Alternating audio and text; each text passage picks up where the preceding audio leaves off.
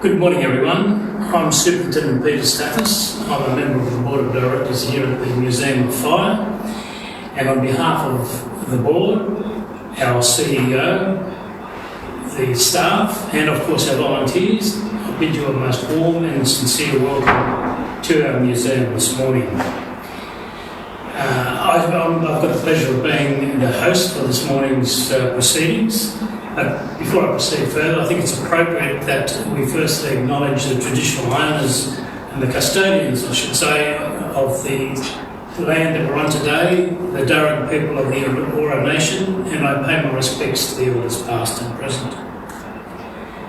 Today marks the beginning of History Week, and this is the first of a number of events that we're planning to hold here at the museum over the course of the coming week. This is the first time a presentation of this kind has been held at the museum, and we hope that it is the beginning of a practice that will extend well into the future.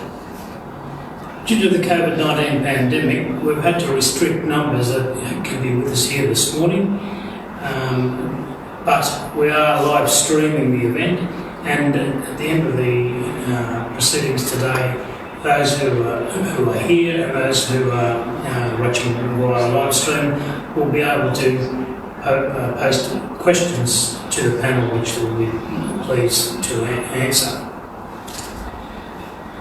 Belinda McMartin. Belinda McMartin holds a Master of Arts in Museum Studies and a Bachelor of Arts with honours in History and Heritage with the University of Sydney, and she's also our recently appointed CEO.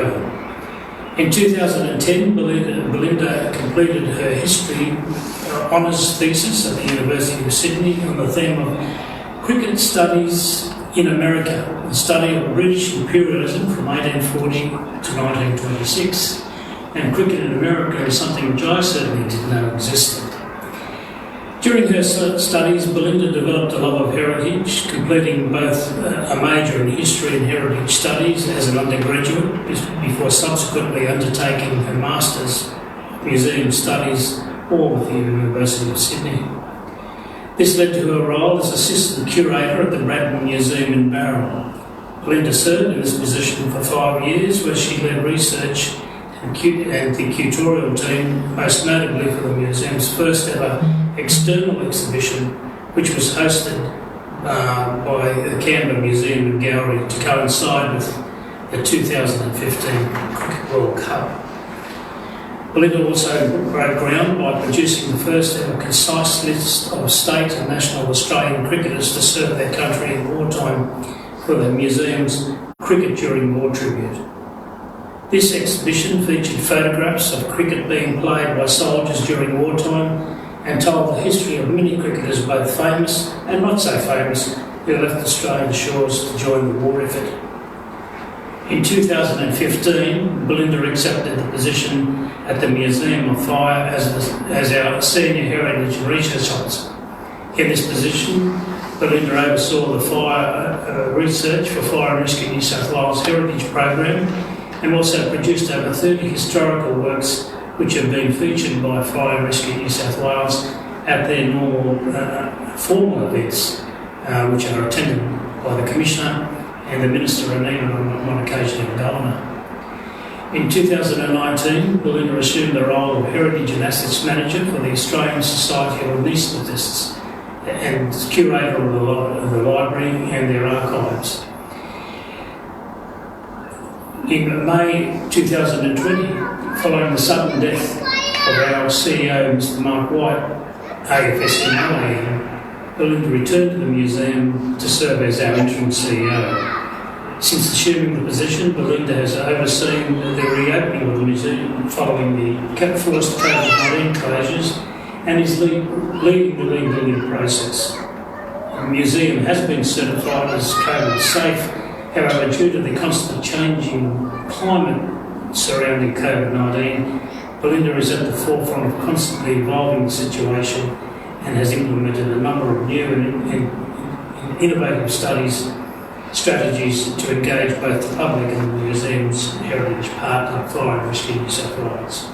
Without any more further ado, it's my pleasure to introduce Belinda.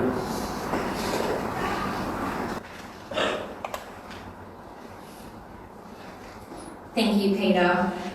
Before I begin, I also just want to make mention of Mark, but especially Mark's family. I actually worked with Mark for 4.5 years, and in that time we were the greatest of friends. But quite often we find ourselves on opposite sides of a conversation as well. But it was when we were on opposite sides that we produced our greatest work. I, of course, would never tell him that because he liked to always be right, as did I, so we both couldn't be right at the same time. However, that was when our best work was produced. Mark always told me that he did want me to one day be CEO. However, that's not something that I saw on my radar. Mark's up there now with a stupid smirk on his face saying, "See what I had to do to get you to come back to the museum?" So thank you for that, Mark. And having Mark's family here today, especially given it is Father's Day, and to be honest, we didn't know it was Father's Day when we scheduled this event, it really means a lot to me. Mark's family have been an incredible support for myself over the last few months. While I felt that I should have been supporting them, they've actually been supporting me. So for that, I say thank you very much. Now to the topic at hand, which is, what is history good for? Well, obviously, to start off with, history is what keeps me employed every day. And the great thing about history is that it's always going to be being created, which means that hopefully I will always be employed. Having said that though, for a young history student out there or for a struggling history professional, they'll be the first to tell you how few jobs there actually are for a professional historian. It's ironic though, isn't it? This is one of the largest academic topics out there. It's one of the largest creating topics. It happens every single day. Yet there are only a handful of professional jobs actually out there that are protecting the world's heritage. With that in mind, I'm thankful every single day for the role that I get to play. Now, as the CEO of the museum, I very rarely get asked, so what is it that you actually do every day? When I was a curator though, almost every single day someone said to me, and what is it that you do? And is there actually enough work to keep you employed 5 days a week? Which, if you're in the field, is quite an ironic question, but if you're not, I guess it's kind of hard to understand what a curator actually does. Curators are a museum's unsung heroes. They often shy away from the limelight, and they tend to work in parts of the museum that are rarely seen by the public. They care for the museum's collection, of which generally 80% is in storage. Yes, just because you donate something to a museum does not mean that you're going to see it on display all the time. Excuse me. What you see in a museum doesn't just come together like magic. It comes together with a team and a lot of effort, and that's where the curators come in. Having said that, I would like to take a moment to pay tribute to our small team here. The Museum of Fire is actually classed as a small to medium-sized museum, but if you've seen the size of our building, which is actually up on the screen there, which was a former power station, so you can imagine how large the building is if you haven't been here before. If you see the size of our building, the size of our collection, and the way that we preserve firefighting history, then you'll see that we absolutely punch above our weight. And for that, I thank my team every day. I probably don't say it enough, so thank you to my team. Why then does our team go above and beyond every single day? Everyone here believes in the purpose of the museum. They believe in what we're trying to do, which is to preserve history. On the back of that then, let's answer the question, what is history good for?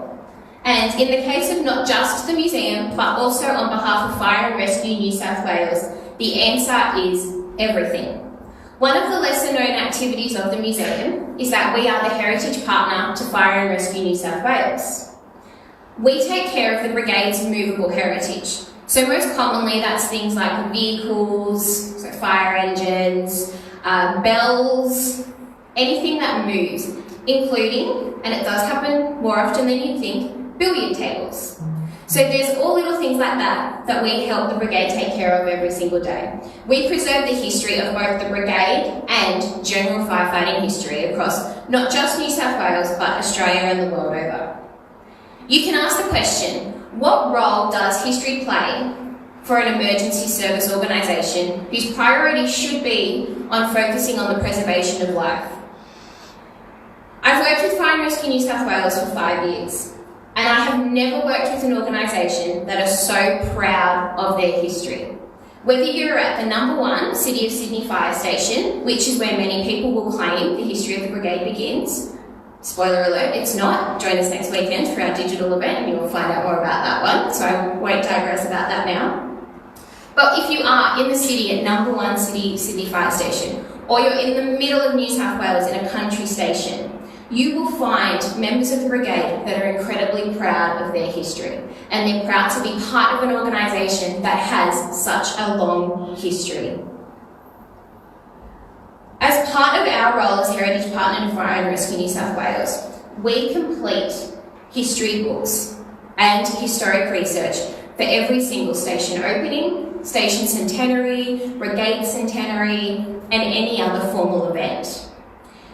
To be honest, I never really questioned our presence at these events. It's very easy to understand if we're at a centenary, why the museum is there and why the museum is involved sharing that history. However, when it comes to a new station opening, I had never thought, well, why is the museum there? Why are we preserving this history? Recently, we were in Parks for the opening of the new station there. And one of the topics that came up was how strong the brigade felt about their history. It's one of the oldest brigades in rural New South Wales, dating back to 1878. And it's not just the brigade that's proud of that history, but it's the local community. What was brought to my attention when we were there was that by having the museum involved and by making sure the history is highlighted, is the fact that that history continues on. It's not forgotten. Just because you might be in a brand new station does not mean that the history is lost. It presents a continuation. In many ways, this is how the museum is the keeper of the history. It's our role to assist Fire and Rescue New South Wales as a whole, but also the individual brigades in preserving their history. History happens every day. So while most people just think of it as old stuff, here at the museum we obviously don't. What is current today is going to be old in 20 years' time. But if we don't collect it today, it may not be around when it's actually considered old and worthy of a museum. For example, if you have a look at the current firefighting uniform, I'm sure not a single firefighter thinks that worthy of being in a museum. But if you walk around our museum, you will actually find one item on display, and that is the current firefighting uniform. Let's imagine that that uniform changes in a few years' time. Every single item is destroyed, lost, and basically gone. How lucky isn't it then that we have one example at the museum to preserve that portion of history? If everything's gone, but the museum is still around, we will be preserving that history that otherwise would have been lost. This is the museum's role in preserving the history of firefighting. So, what is history good for? One of my favourite quotes is, "Those who cannot remember the past are condemned to repeat it." This seems simple enough, but it takes some pretty special people to ensure the history is preserved. Our displays here at the museum may not be as modern as we'd like, but bit by bit and grant by grant, we are updating what we can. The best way you can support the museum is by coming to visit. So if you haven't yet visited, or if it's maybe been a while since you visited, I urge you to please come and visit us again. When we discussed hosting this event, we weren't sure what the response was going to be from the public. And I have to say that personally, I've been overwhelmed by the positive response from everybody, as well as Fire and Rescue New South Wales. Thank you to everyone who has been supporting us and for who continue to support us. And hopefully this will set a standard for things to come. Thank you.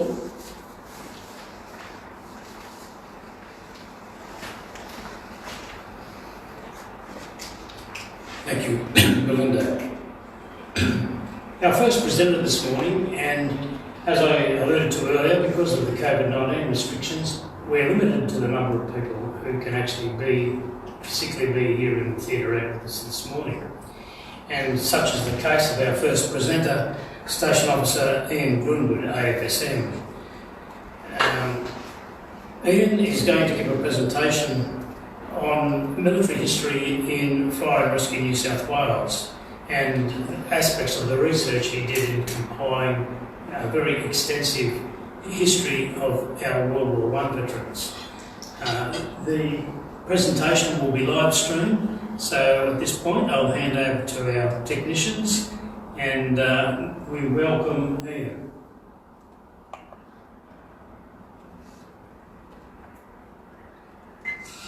Good day, and let me say what an honour it is to be asked to present at this year's History Week event, which is part of the Museum of Fire's contribution.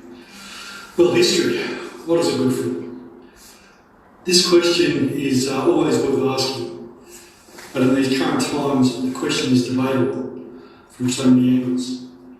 There are groups out there that want to wipe history from all discussion, who want to rewrite history, while refusing to take on any of its lessons. But are they actually mimicking some of the darkest parts of the 20th century? This question must be asked also. Fortunately, I see the question as a positive one. I hope by the end of this presentation, doubters will be convinced to think again. To give a bit of a background to my specific historical interests, they center around military history, which I attribute to my maternal grandparents, where my grandmother captured my attention after showing me her father's Queen South Africa medal, which he earned for service in the Boer War at the beginning of the 20th century in South Africa with the New South Wales Mounted Rifles. And my grandfather, who was a career soldier, enlisted in 1937 and retiring in 1974 after active service in New Guinea during World War II. So this lifelong interest became more of a passion after joining the New South Wales Fire Brigade in 1992, where I discovered an avenue of research that was relatively untouched. And this centred around the honour roll found in the City of Sydney Fire Station with its 300 plus names listed. And I realised that for years firefighters had walked past the honour roll through the engine bay without knowing anything about the men who were listed on it, what they had achieved and what they had endured. And there's many, many fine stories amongst those 300 plus men. We of course knew they had served during World War I, but could only draw on knowledge we'd learned at school and grainy black and white film footage that we'd seen on TV to have any kind of appreciation of what they'd experienced. That really was about it. Because World War I veterans were pretty thin on the ground even when I was growing up. So I decided to do something about this gap in knowledge and was determined to flesh out those names with what information I could find. With the advent of the internet and access to service records and other historical documents, the time was right to do some work and raise the awareness of these men. Despite this appearing to be a purely academic pursuit, I've come to realise that learning about these men and their accomplishments, their interactions with the department, and the impact of war on all aspects of life, light has been shed and new understandings on how the future unfolded and was influenced for not only those that served during the war, but also for the generations to follow who would serve with the New South Wales Fire Brigade. So I see the passing down of family stories is a child's first exposure to history. There's a sort of initiation into the world that went before them, a world which is so influential on their future. This provides a connection to their family and provides answers to where they've come from and maybe to where they're headed. And so this leads me to what I describe as the pillars of history. These are the aspects of history that have such a big influence on our lives. So I have number one, our foundation.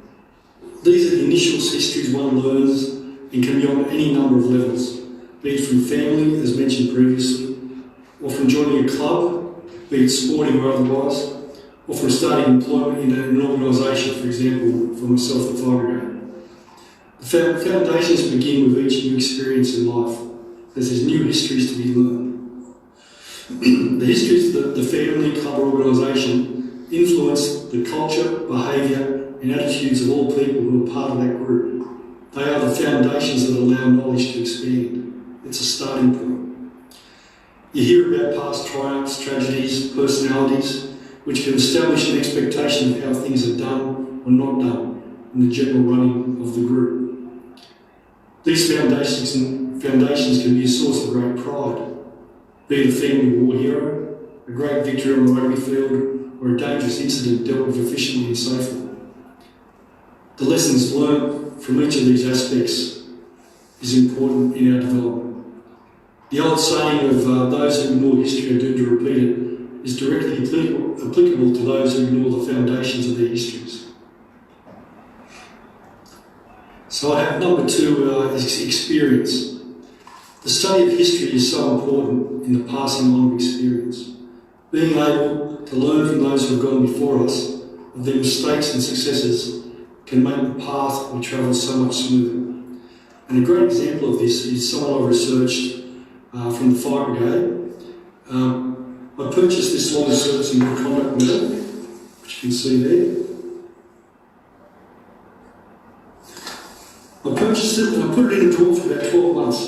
And I finally pulled it out and started looking around for information on a fellow, his name is Ronald Jenkins. Now, he was a World War II Army veteran, and in my research process, I looked at the book A Century of Fire, it's a history of the Fire Brigade, and in the index I found Jenkins' name. And that was a great surprise to me, and it was a great awakening. So I read on and I discovered that he'd actually died on duty at a fire in a substation in Napoleon Street and the Rocks in Sydney on the 20th of July 1963. Now, he'd only become eligible for this medal in the April of 1963. So he'd only just received his medal. Here's a picture of him here in his army uniform. And here's a picture of him in his Fire Brigade uniform. Through my research and with the assistance of the Museum of Fire, I actually got in contact with a relative of his, and they provided me with some pictures of him. So he died on this, the 20th of July 1963, as stated, and his death was put down to carbon monoxide poisoning. But when they inspected his equipment, there was no faults in the equipment at all. So consequently, a definite cause was never found, and this caused a lot of grief within the Fire Brigade. Many accusations were thrown around, but the end result was Jenkins' tragic death had far-reaching impacts on the New South Wales Fire Brigade, being a catalyst for the purchase of new equipment and improved training, which in turn has made the occupation of entering dangerous atmospheres, which firefighters do every day of the week, made that safer for the generations of firefighters who were the fire. So it's from this tragic experience, such as Jenkins' untimely death, that firefighters had an improved and safer working environment. Unfortunately, it was always going to take an event such as a death, such as Jenkins, for the motivation to be put in place for these improvements to be made. So the purchase and subsequent research of the medal has allowed a small part of Ronald Jenkins' story to be told, and for him to be remembered and honoured for his contribution in times of war and peace. Just remember, there's no better teacher than experience. Jenkins' experience, fatal though it was, has improved the lives of others. So from here we go on to wisdom. History is summed up well by the words of Winston Churchill, who is quoted as saying, "The farther backward you can look, the farther forward you're likely to see." And that is so true when it comes to history. These wise words exemplify the value of history and its contribution to the progress of humankind. Through history, we have seen destructive acts such as the burning of books and the destruction of memorials that record persons and events. These acts only diminish ourselves as humans and eradicate the possibility of promoting reasoned discussion as to their real place in history. These behaviours destroy wisdom. The study of history breeds wisdom, and this is tied in with experiences that are recorded either in a book, statue or memorial. They allow future generations to learn. They inspire these generations to learn, and from there they can make their own opinions and decisions. After World War I, the Fire Brigade agreed to re-employ and employ returned veterans. In all, 287 veterans were taken on the strength of the New South Wales Fire Brigades. These men had seen and experienced so much, had so much to offer post-World War I, the post-World War I Brigade. Their experience of high stress, leadership, immediate action and man management were invaluable to a progressive fire brigade. And I've got this fantastic photo here that was supplied again by the Museum of Fire, which shows some kind of function or celebration at the old headquarters fire station in Castle Road Street, it's now called the City of Sydney. And when you look closely, the majority of these fellows have their medal ribbons on it. So it's a big gathering of World War I veterans. It could quite possibly be the unveiling of the honour roll, which is found at headquarters there. But I'm just not quite sure. But it's a great photo. And that photo is a photo of experience. They brought wisdom, these men brought wisdom to the table, learned from their own histories. Again, what is history good for? Fortunately, fire and rescue to this day employs a significant number of contemporary veterans and has serving members who deploy an active service with the ADF who have returned and contributed their wisdom and experience to their service with Fire and Rescue New South Wales. So next I go on to direction. An organisation, or for that matter a nation, needs to know the direction it is heading. Be this a dynamic society and economy, or one that needs stimulation to improve the well-being and standards of living of its people. Studying and being aware of the history of an organisation or country ensures, in theory at least, that a positive path is being taken. To know its history, an organisation can appreciate its own culture and retain the positives and amend the negative aspects of that culture. When we look back and appraise the support given to the returned veterans of World War I, we see that the brigade honoured their contribution by maintaining their employment and honouring their service with the establishment of the honour roll. We see that the brigade set a positive example and established a direction for the future that engendered respect within the organisation in which defined its culture. The reinforcement of what was created in the trenches, loyalty, support, mateship and diligence absorbed into the fire brigade. This respect set in motion a direction for future generations to maintain and build on. I suppose the work I've done in researching these World War I veterans is part of that enduring direction and pathway set down over 100 years ago. By reassessing our attitudes and past achievements, policy and procedures can be tuned to provide direction for the future. The study of the past is the only way this can be achieved. Inspiration. Importantly, the study of history and its characters can provide inspiration to achieve and overcome obstacles that present themselves in daily life. It allows us to learn from others and proceed accordingly. An example of this is John Stuntz. And there's John Stuntz in this picture there. John Stuntz was 26 when he joined the New South Wales Fire Brigade and had been an international rugby league representative who had played for SSO in the first rugby league game in Australia and who had played professionally in Britain during 1909-10. In 1914, John Stuntz was granted life membership of the New South Wales Rugby League. So the New South Wales Rugby League had only been going for 8 years. This high achiever was a life member already. Stuntz answered the call to arms and enlisted on the 3rd of March 1916, being allotted to the 17th Infantry Battalion. On the 3rd of May 1917, Stuntz was killed in action in the Battle of the 2nd Bullecourt, a battle that was to claim 296 of his 17th Battalion comrades killed also. For a young man who achieved so much and with so much life in front of him, his sacrifice shows he put his country and family above all else. Major characters from history continue to inspire long after they have passed away. Nancy Wake, Winston Churchill, Nelson Mandela, Emmeline Pankhurst, Terry Fox are just several names that by their mere mention are inspiration. The study of their achievements bring history to life and their influence is still being felt today. History shows us that no matter how bad things may seem, for example 2020 and it stinks, there is also better days ahead. The study and appreciation of history promotes and energises improvement. In finishing, I'd like to leave you with this thought. History lays the foundation. History displays experience. History breeds wisdom. History gives direction. History provides inspiration. History, what is it good for? History is good for the future. Thank you.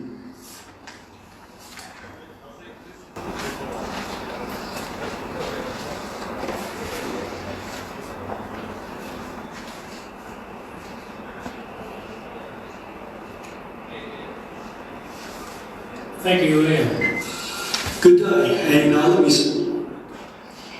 As I said, thank you, Ian. Our next presenter is Station Officer David Tye.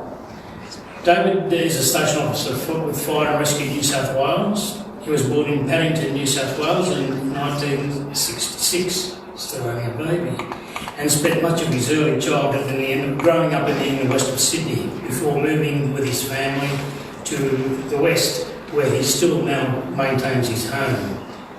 David was appointed as a permanent firefighter on the 1st of August 1986.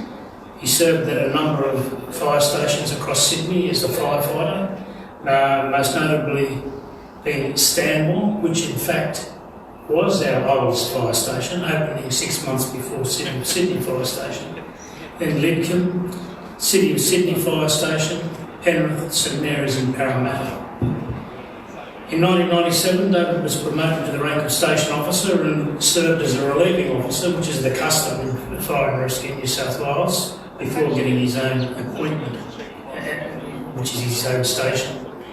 During the Sydney Olympics, David was one of 4 station officers drafted into the Structural Fire Safety Unit, so we could free up inspectors who were needed to return to full operations within the defined Olympic precincts whilst the Games are in progress.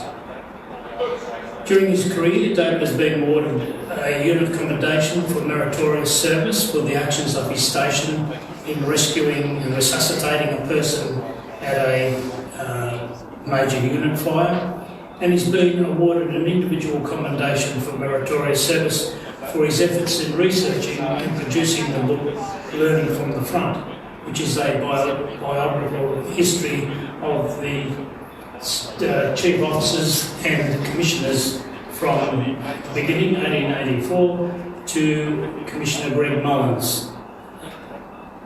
So David is currently the station commander of Cranbrook Fire Station, Seaton. So we'll now move over and we will do this Parkinson style, and I'll ask him a number of questions. And at the end, as with Ian, those tuning in will be able to ask questions as well.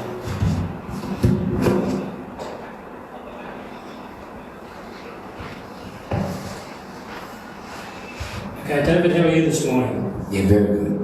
Okay. So what sparked your interest in history in the first place? I've always been interested in political history, but I think actually doing this book really sparked my interest in history. As I was saying to you before, the very first moment I realised that this was a really important project was I was at State Records.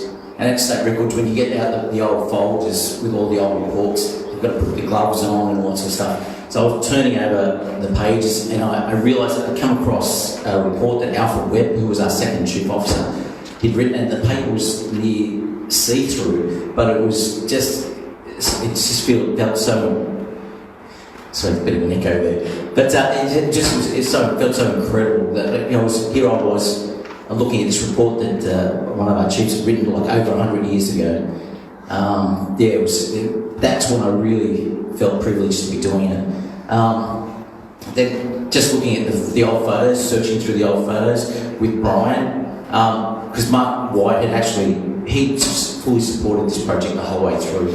So, I'll move forward, maybe the echo will stop.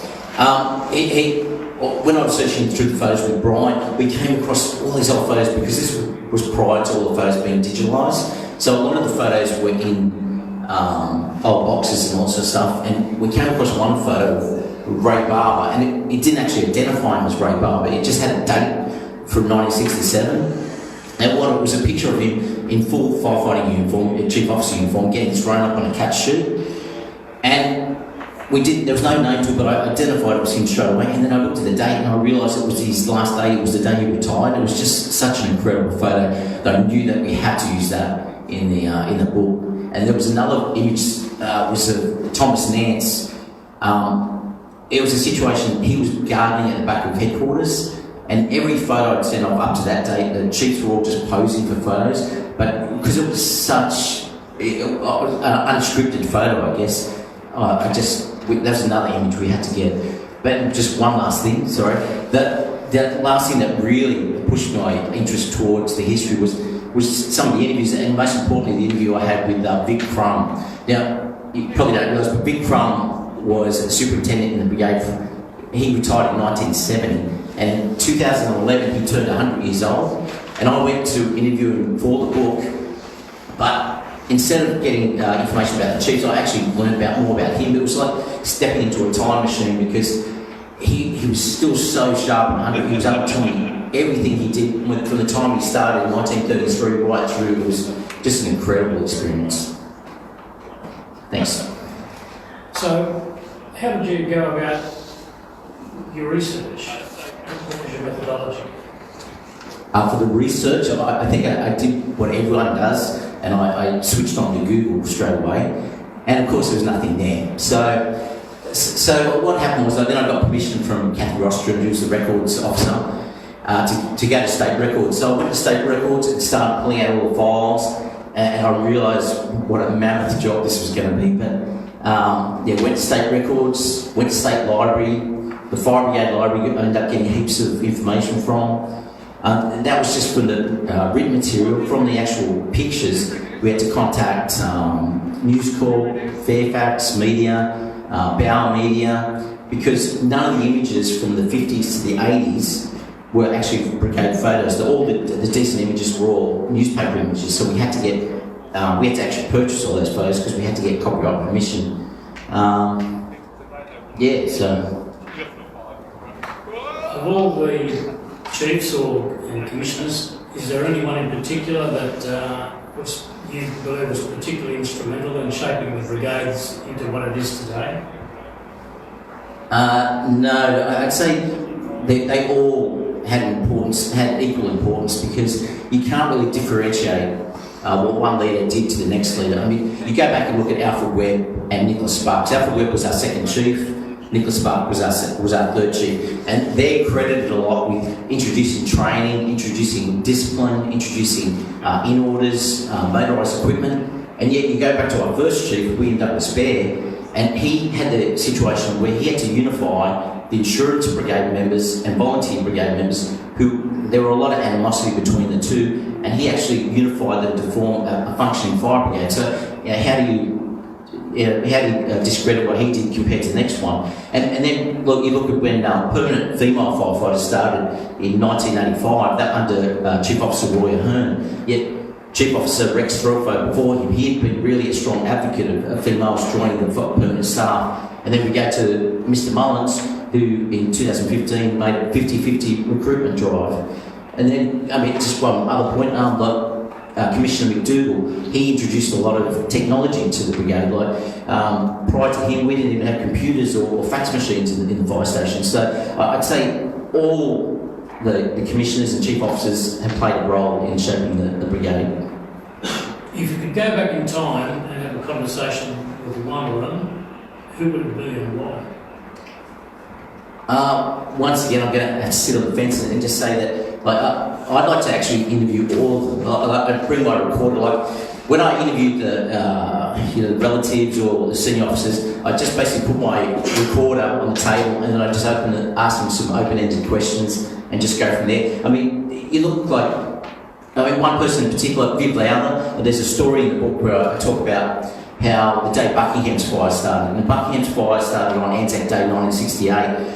And what had happened was the fire started, and Mr. Lowther was out in lawn bowls, and there was a phone call to his house. So his wife has picked up the phone, and there was no mobile phones obviously in those days. So she's run up to John, the son, and said, "Quick, go get Dad. The watchroom's called." So John's jumped on his bike, ridden like crazy to get to the lawn bowls, and yelled out to his dad, "Dad, the watchroom wants you." So Mr. Lowther has gone into there, found out that the big fire was on. He's run back home because he didn't have his car with him. got dressed in the driveway and then flew off to the fire. But I mean, it'd be interesting just to find out his observations. All right, once you got to the fire, what did you see? How long was it before the wall came down? Just things that no one really knows. I mean, you've got other chiefs like E.J. Griffiths. E.J. Griffiths was a first-grade football player. He played for Eastern Suburbs from 1909 and played their premiership winning side in 1911, played their 1912 premiership winning side. So, and then he was one of the original Anzacs at Fort Overseas. So he had an incredible life. There's so many. Essentially, like I said, I'd like to interview all of them. I mean, and the one I really regret not interviewing now is Commissioner McDougall, because, like, sadly, Mr. McDougall passed away just this July. And he was always happy for other officers such as Mr. Stathis and Mr. Dobson to actually talk about him. He didn't really want to blow his own trumpet, but it would have been nice to actually to have a interview him about his life. Are there any other aspects of history about fire and rescue in New South Wales that you'd like to research? I'd obviously like to do more research. I really enjoy doing the research aspect of it, but there hasn't been really any other avenues come up. Like, I looked at a few bigger fires, but there's nothing really that I've come across. Now, for any young up-and-coming historians, are there any tips you'd like to give them for someone who's thinking of researching something, particularly into our service? No, I guess you've just got to put a lot of hours in. You've got to know what to look for. Like, obviously, state records at Kingswood, state library. For me, it was a fire brigade issue, so I went to the fire brigade library. But Trove is an excellent resource. You're just basically looking at the old newspapers. It's just a lot of time. And if like this project, if I did it again, I'd probably try and get someone else to assist me with the research as well. But at the end, when we had the working team, that was an incredible resource where we had like Andrew Parsons, Malcolm Allen, Michelle Bowers, and Peter Walker, who basically carried a lot of the workload at the end to help get that book to fruition. And just to wrap up, what do you see is the importance of history? I think for all organisations, they need to know where they originated. I mean, you look at the fire brigade. We started in 1884, and we started with 1 horse, 3 steam engines, a quantity of leather hose of varying degree, and 24 men. That was essentially, that's all we had. And it's important to know that, because when you look at where we are now, 2020, it's incredible how far we've come and how far we've improved. And I just think it's important for everyone to know where we started, what humble beginnings we actually had. So. Very good. Now stay there, and I'd like to invite Belinda back at this point for some questions and answers.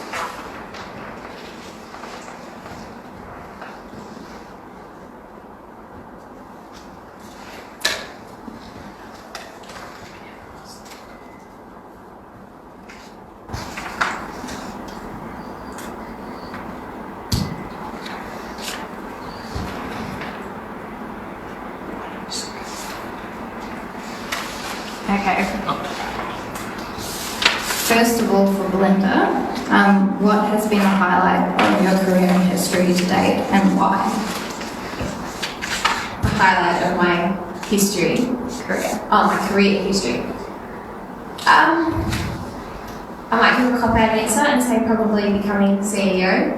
I think every history professional out there has really great ideas and has a lot that they want to do. And to be honest, it pays to be the boss, because you actually get to do them. So I'm going to say that. Do you have any advice for those seeking to pursue a career in history? Take every opportunity that comes your way. It may be serving front of house at a museum. You may get a job, say working at reception. Anything you can do to get your foot in the door. Volunteer everywhere. Museums exist on volunteerism. Here at the museum, we rely heavily on our volunteers. So basically just do anything you can to get your foot in that door. Now a question relating to the museum. What is your favourite item in the collection? I probably have two. So the first would be the crane that we have here. The crane, we can put a photo up afterwards.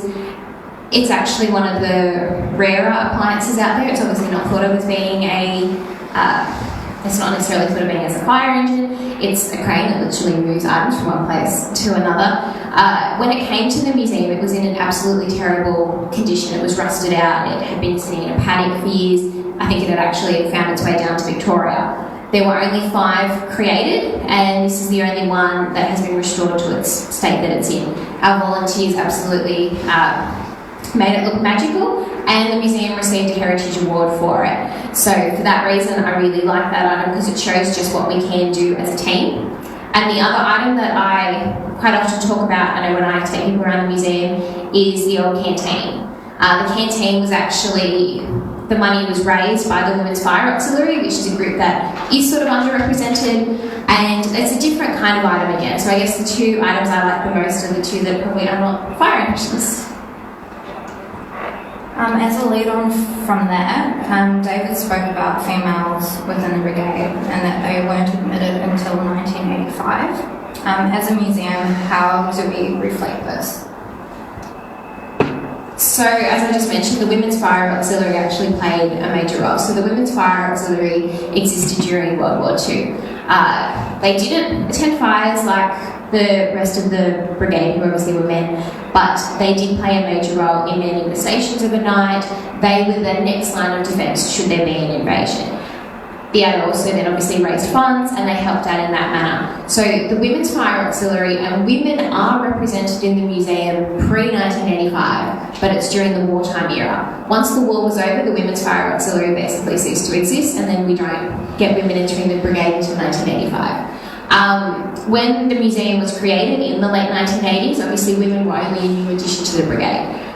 As I mentioned before when I was talking, the museum hasn't really changed dramatically since it was opened in the 1980s. So I think in that regard, women are not necessarily represented because at the time the museum was opened, they were still only just starting out. So going forward, hopefully we can represent the change a little bit better.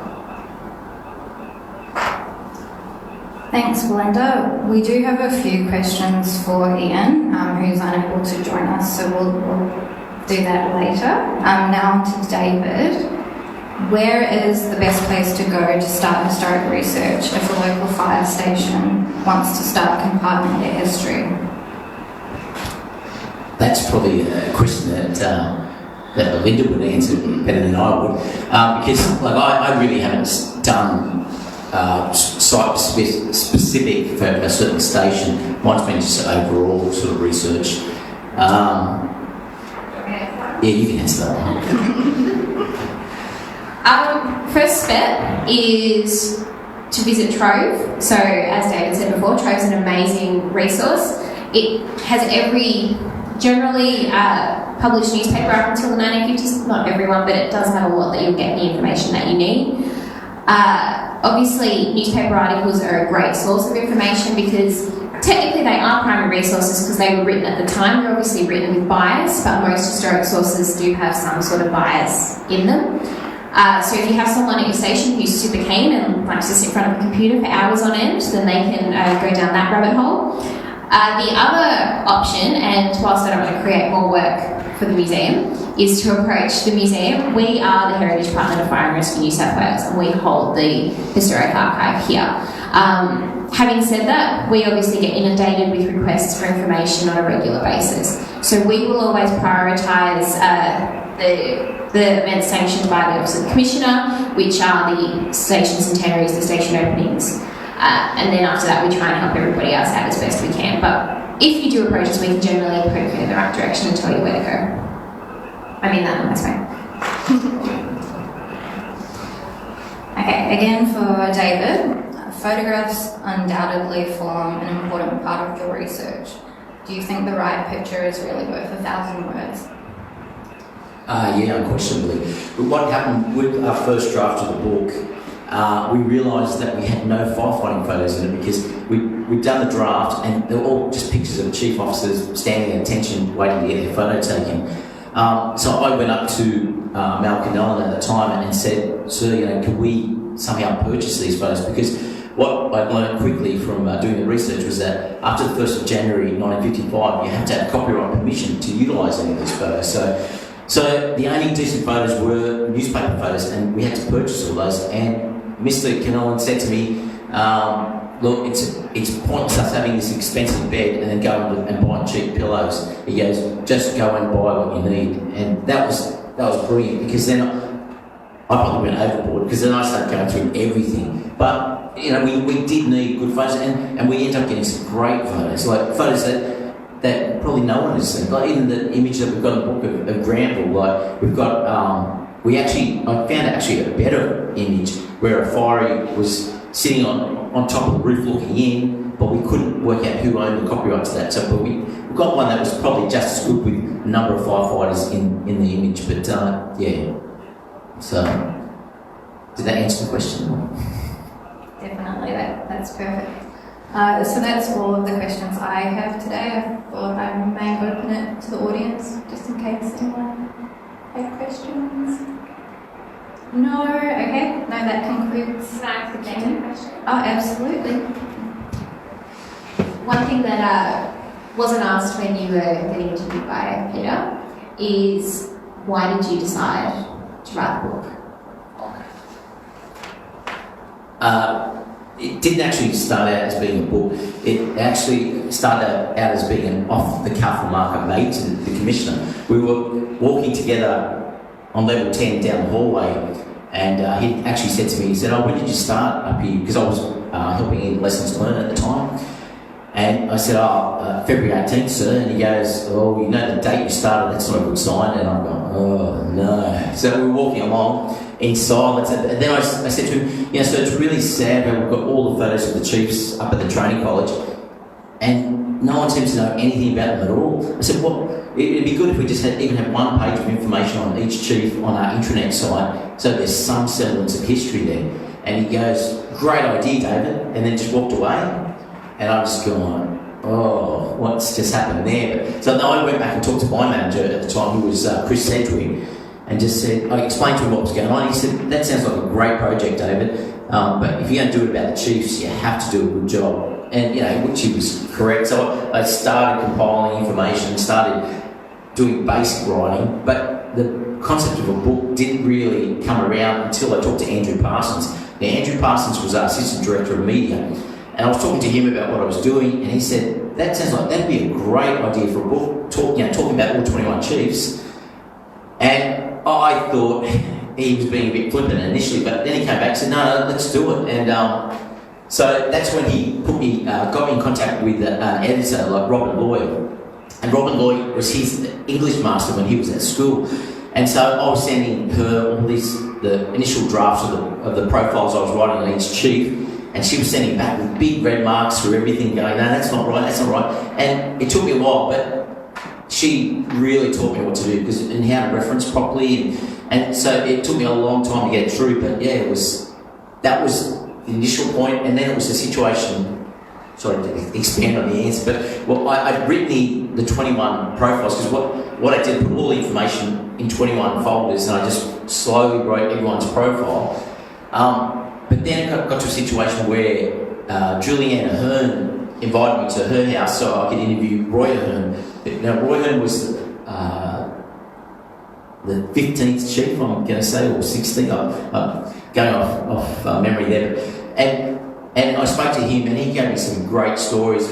And then Julianne gave me great stories as well, so I added them to the profile. But then suddenly I had one profile with all these personal stories and 20 with none. And so I thought, what am I going to do here? Because I knew it was going to be a massive job to actually write down personal stories for all of them. But I thought, if I was going to do a proper job, I had to do that. So then I had to start trying to find the relatives of all these chiefs. And what I wanted to do was actually get the first-hand stories of these chiefs. I did want to get these stories that were passed down from generation to generation, because those sort of stories, as nice as they are, they seem to gather a life of their own. So basically, from the sixth chief on, which is George Grimman, I actually interviewed his grandson, who was also named George Grimman, and he was like 80 years old, George, but George Grimman, the chief officer, had come to live with George's family later in life, and so George actually knew him, so I was able to write his stories, and then from each chief onwards, I was able to find relatives, and just finding the relatives was a massive task, because what I had to do was go to state library, find the funeral notice of the actual chief, go down and find who his children were, and then essentially try and locate them. Now, for the male descendants, it was easy, but for the female descendants, what I had to do, provided it was long enough ago, I went to birth deaths and marriages, found out who that lady married, if they married. Then I went to Ryson Index, because the Ryson Index is essentially a funeral notice, to see if that person was still alive. And then it was a situation of trying to actually locate that person. I mean, the very first chief we had was William Douglas Baird. I actually found his great-great-grandson, John Matz, and that took me like a month of full-on research. And I actually, when I found him, it was just incredible. Because I can remember calling him saying, I was telling him what I was doing, and I said, would you be related to William Douglas Baird? And he was saying, yeah, I'm his great-great-grandson. And I was like, wow, it was incredible that it actually located him. And then it seemed like I was able to do that with everyone. There was only one chief, E.J. Griffiths. Now, he had one son, and his son had passed away, and his son had one daughter, and her name was Kim, but I couldn't work out where or what her married name was, because the birth deaths and marriages only goes back 50 years, so due to the privacy laws, you can't actually work out who they got married to. So in the end, I actually sent a letter, because we got that desperate, I sent a letter to the Daily Telegraph, to the in search section, and saying, I'm searching for the granddaughter of E.J. Griffiths, blah, blah, blah, and then I was explaining what I did. And it turned out that Doug Messenger, who was a superintendent, personnel superintendent, he'd retired by that time, but his wife was actually still in contact with Kim Sheridan. And then one day she just rings me up and says, oh, hi, E.J. Griffiths' granddaughter. And that was great, because then you made contact with her, and it seemed like that for nearly all of them. It was a long process to find the relatives. But once I found them, I basically got the little recorder out, recorded their stories, and that was another big process. So I'm going on and on. But actually, to make their stories actually seem like it was a flowing interview with them, I realised that once people start talking, they start remembering stuff that happened early, then they'll go back to something that happened just lately, and then they'll keep jumping through their relationship with that person. So what I did was, with the recorded information, I wrote down word for word what they'd said, and then I kept everything that I thought was really good. But then I had to spend hours putting it like a jigsaw puzzle, putting it in place so it all seemed like it was a flowing conversation. And I did that for every interview, and it's hopefully it worked out. So I better stop there.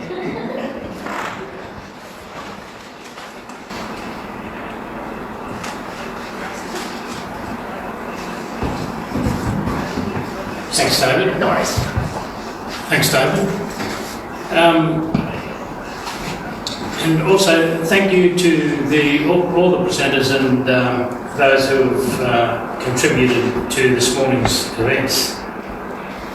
Now, as the heritage partner to Fire and Rescue New South Wales, the museum undertakes all the historical research for Fire and Rescue New South Wales. The museum only has a small heritage team, so without the dedication and efforts of other people, such as David, and individuals across New South Wales, a lot of the research would not be possible. In the past, the museum and Fire and Rescue New South Wales have informally recognised the efforts of these people. However, it's now the intention of both organisations to put some formality around that, and by way of a citation certificate, and also membership in the visitation of Friends of the Museum, which I will talk about shortly. The first people to receive these new citations will be firefighter Nathan Fitzsimmons, who assisted the museum in producing the history required at the recent opening of the South Tamworth Fire Station. Now, this saw the construction of a new fire station, and which necessitated the move of West Tamworth Brigade, of which Nathan was a member, into the new building. Nathan put in extremely good effort to this, and he even kept popping into the museum here to ensure that what we were doing was meeting his needs. The second person who is going to receive a citation this year is Station Officer Matthew Jeffries. Matthew is the Station Commander of Orange Fire Station. Station Officer Jeffrey went above and beyond to provide content to the museum for a digital event which was being hosted here today, and he also assisted in researching and preserving the history of the Orange Brigade, and that's why we choose to recognise both those two people this year, and as I said earlier, we hope this becomes a regular feature. Neither of the two recipients know that they were going to receive anything, and because they can't be here today because of the COVID-19, we will arrange to ensure that they receive their citation and membership to the Friends of the Museum. Our We've heard mentioned earlier today, and it'd be very remiss of us if we didn't mention Mark White. Mark was our former not only CEO, he was the executive chairman, so he was chair of the board and also CEO of the museum. And he's been at the forefront of heritage work from the earliest days of the museum.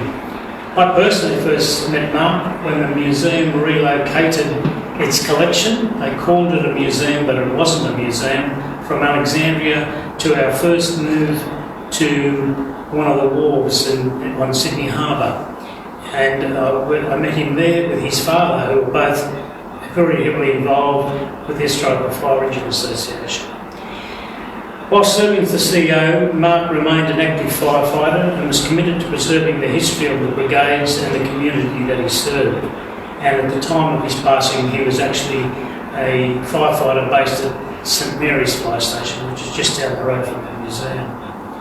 He's dedicated to the service and community, was recognised for the award of the Australian Fire Service Medal, and then later his ongoing efforts were recognised for the award of a member of the Order of Australia. Without Mark's guidance and constant support, the Museum of Fire would not have developed into this magnificent facility that it is. And Mark's passion for the work of the museum and his dedication in assisting the community was second to none. And the board used to always worry that if anything was ever to happen to him, he'd be irreplaceable. And unfortunately, that occurred. But we now have Belinda. So on behalf of all the staff and volunteers at the museum, we wanted to use this as the opportunity to pay tribute to Mark and to say thanks for his guidance and support over the years, and we hope that he will rest in peace. In determining what we can do, the board made a decision, and much of the guidance was from Belinda, that we would launch a Friends of the Museum membership card, and at the conclusion of this event we will open it up to people to join. And we thought it appropriate that all the cards will be numbered, and we thought it would be appropriate that the first number should go to Mark White.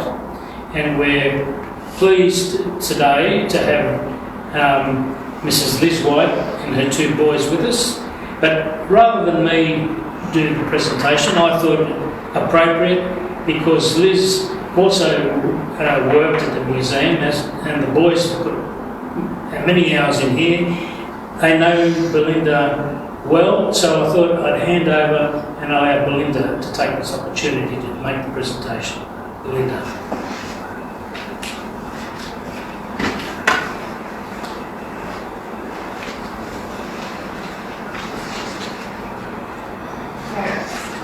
on behalf of the museum and the board, I'd like to present you with the certificate. Mark is number 1. You'll be number 1 forever going forward. Thank you. And he's setting the standard for everyone else that will be more given a number of coming years. He is our first life member. Thank you very much. Thank you. Thank you.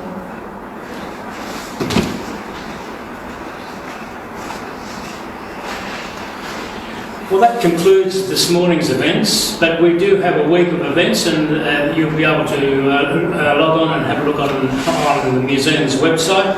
Most notably, next weekend, the Historical Fire Engine Association, and we have the President, Mr. Gerard Duck, with us this morning, will be doing a display here at the museum, which will be open to the public to come and watch some of our vintage fire engines, actually still doing what they were designed to do, and that's at the dedication of Gerard and his association, and also our volunteers here.